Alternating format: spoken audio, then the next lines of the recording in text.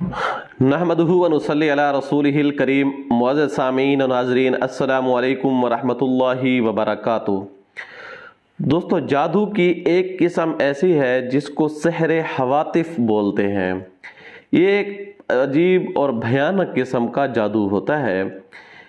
ये होता ऐसा है कि जिस बंदे के ऊपर ये जादू के असरात किए जाते हैं, वो इंसान सोता है तो उसको डरावने ख्वाब आते हैं, और बाज़ दफ़ा तो यूं ख्वाब आते हैं कि वो चीख कर उठ बैठता है, उसकी चीख निकल जाती है, उसकी आवाज़ें निकल जाती हैं। बाज़ दफ़ा यूं होता है कि वो ख्वाब के अंदर देख रहा होता है कि उसके पीछे कोई जानवर, कोई दरिंदा पीछे पड़ा हुआ है और ये आगे उससे भाग रहा है। तो ये भागता हुआ दौड़ रहा है, तो ये भी उस जादू की ही अलामत होती है, इस सहरे हवातिफ की। एक अलामत ये भी है कि बाज़ दफ़ा इंसान जब बेदार बैठा होता है, हालत बेदारी के अंदर होता है, अलहदा बैठा होता है, बंदू में नहीं होता, खलवत में होता है, तो उस वक्त भी उसको ये खौफ महसूस होता है कि अभी क्या होने वाला है। अनजाना सा एक खौफ उसके ऊपर मुसल्लत हो जाता है। या यूं होता है कि वो कभी चलता हुआ आ रहा है तो उसको यूं महसूस होता है पीछे कोई आ रहा है, कोई आवाज़ें आ रही हैं, अलहदगी में बैठा है, किसी कमरे के अंदर बैठा है, तो उसको यूं महसूस होता है कि कुछ चीखें सुनाई दे रही हैं, आवाज़ें सुनाई दे रही हैं। या कमरे में लेटा हुआ है, सोने की नींद की हालत है, अभी सही मतलब सोया नहीं है, नींद की हालत है, नींद आ रही है या नींद कच्ची जैसे बोलते हैं। इस सूरत में उसको किसी के पाँव की खिसखिसाहट की आवाज़ें भी महसूस होती हैं, चीखने की आवाज़ें भी महसूस होती हैं, चिल्लाने की आवाज़ें भी महसूस होती हैं। तो होता यह है कि उसकी नींद भी टूट जाती है।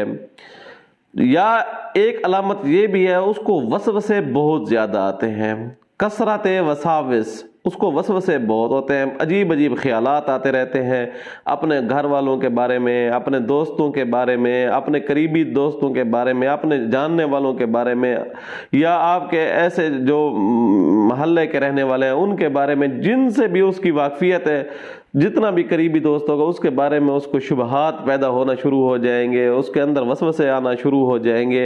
ये उस सहरे हवातिफ की अलामत में से है। तो ये जादू होता बुनियादी तौर पे कैसे है, इसके मुख्तलिफ अवामिल होते हैं, लेकिन जो ज़्यादातर राइज तरीका है, जो आजकल ज़्यादा जिसके ऊपर किया जाता है, इसका तरीका ये होता है कि एक तस्वीर निकाली जाती है प्रिंट की सूरत में, फिर उसको एक गोल हड्डी के अंदर बंद करके, जो हड्डी ऐसी जो अंदर से खाली हो, उस हड्डी के अंदर उस तस्वीर को डाला जाता है। लेकिन उस तस्वीर के ऊपर पहले कुछ पढ़ाई कर दी जाती है, और ये पढ़ाई करके इसको किसी खौफ कुएं अंधेरे वाली जगह में इसको डाल दिया जाता है, जिसकी वजह से वो सरगिर्दां रहता है, उसकी चीखों पुकार का अलम रहता है।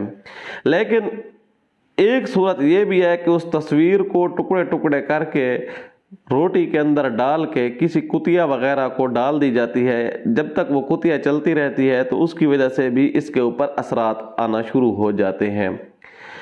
अब इसका तरीका इलाज क्या है? इसका इलाज ऐसा है, याद रखिएगा कि अक्सर तौर पर लोग इस जादू से नावाकिफ हैं, इसके इलाज से नावाकिफ हैं, इसकी शनाख्त से भी नावाकिफ हैं।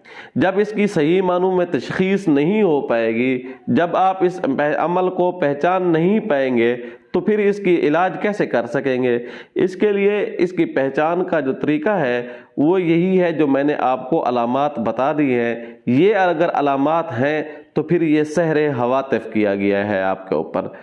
तो अब इसका इलाज कैसे किया जाए? जब आप अलामात देख लें, ज़रूरी नहीं है कि ये सारी की सारी ही अलामात आपके अंदर, जिस मशहूर के अंदर ये पाई जाए, 2 अलामतें भी पाई जाएं तब भी काफ़ी है। आप ये इलाज करें, इससे फ़ायदा मुकम्मल होगा।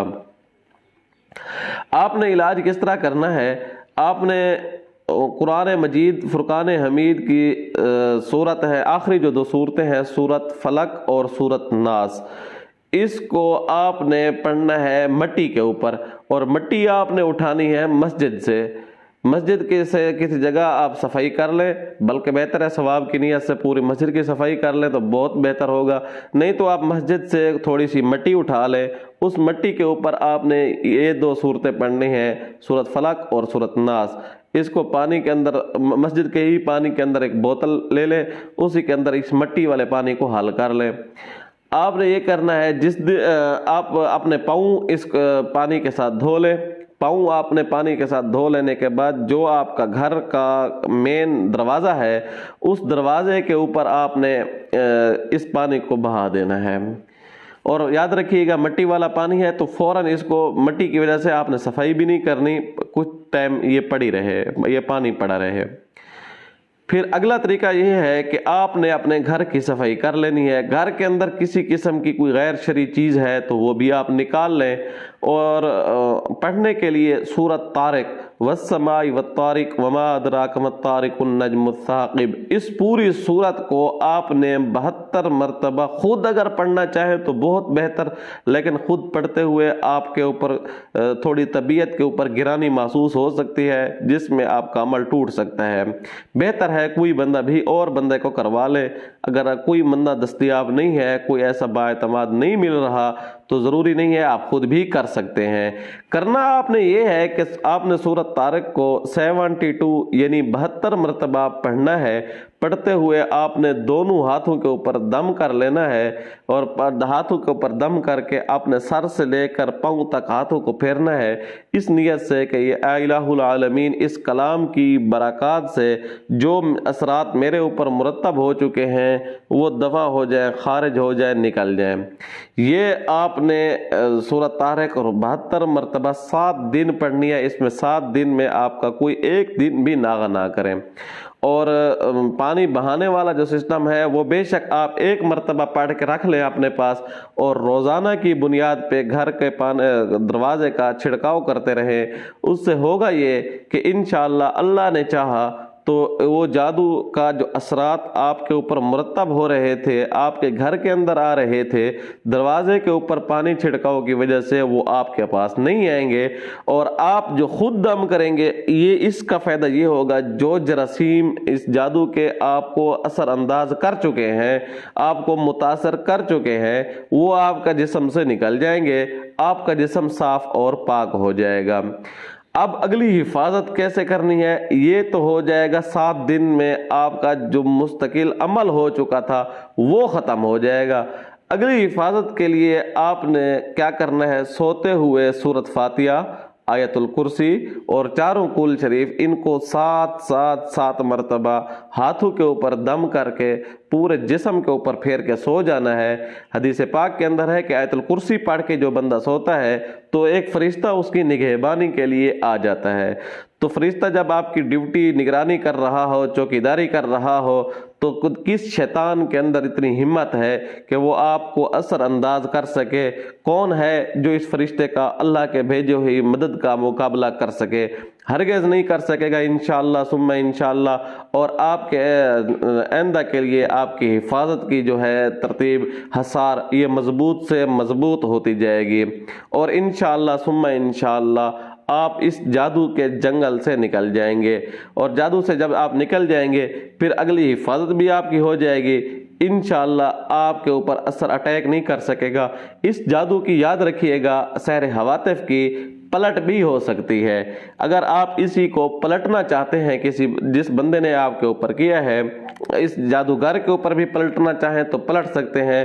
اس کا طریقہ یہ ہے، آپ نے ہاتھ پاؤں کے ناخن اتار لینے ہیں، ہاتھ پاؤں کے ناخن اتار کے، مطلب جو بڑھے ہوئے ناخن ہوتے ہیں جن کو ویسے نے کاٹنا ہوتا ہے، وہی ناخن آپ نے کاٹ کے ان کے اوپر 3 مرتبہ سورۃ طارق، 3 مرتبہ آپ نے معوذتین پڑھ لینے ہیں، اور اس کے اوپر آپ نے پڑھنا ہے 1100 مرتبہ یا قابض یا ممیت، یا قابض یا ممیت، یا قابض یا ممیت۔ یہ 1100 مرتبہ پڑھ لینے کے بعد صرف 100 مرتبہ پڑھنا ہے یا قہار یا قہار۔ ان کو آپ نے قبرستان کے اندر دفن کر دینا، ٹیشو کے اندر لپیٹ کے، تو یہ چیز اس کے اوپر پلٹ بھی ہو سکتی ہے۔ بعض دفعہ پلٹ کے اعمال تھوڑے قدرے مشکل ہوتے ہیں، اس لیے میں اکثر طور پر عام لوگوں کو یہی بتاتا ہوں کہ اگر آپ پلٹنا چاہتے ہیں تو آپ کسی مستند عامل کے ساتھ رابطے میں ضرور رہیں. عام عاملین کو تو سمجھ نہیں ہوتی پلٹنے کی، جادوگر کی سمجھ نہیں ہوتی، لہٰذا آپ کسی مستند عامل سے رابطے میں رہیں. آپ ہمارے ساتھ رابطہ کر سکتے ہیں، ہم آپ کے اس کے بارے میں مکمل رہنمائی کریں گے. امید ہے آپ کو یہ ویڈیو اچھی لگی ہوگی. آنے والی ویڈیو تک کے لیے اجازت دیجیے گا. اللہ حافظ.